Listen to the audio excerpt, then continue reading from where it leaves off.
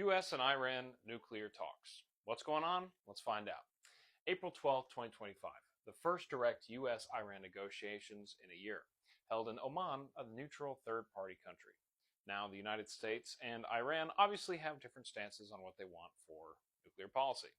United States, they want to limit uranium enrichment in Iran to 3.67%, which is civilian use, stuff like nuclear reactors. Transfer enriched uranium to a neutral third-party country, which Russia was one of those neutral third-party countries suggested. All right, so let me know what you think about that. Reduce Iran's ballistic missile development. Reintroduce full inspections by the International Atomic Energy Agency. Now, Iran's stance. They're currently enriching uranium around 60%, which can be considered as weapons grade. Good weapons grade is like 90%. Apparently. I'm not an expert on, nuclear technology.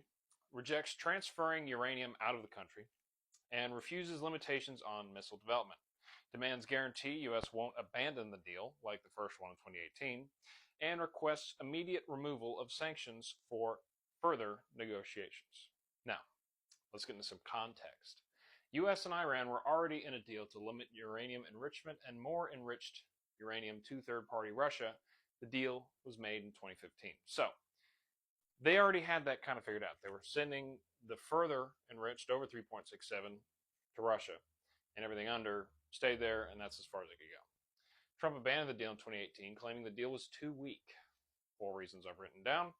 Time limits on clauses. So instead of saying you can't ever develop uranium, it was you can't develop uranium for the next 10 to 25 years. Stuff like that.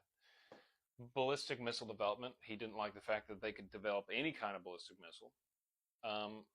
Kept too much nuclear infrastructure, so he wanted to drastically reduce that. And allowed any enrichment whatsoever.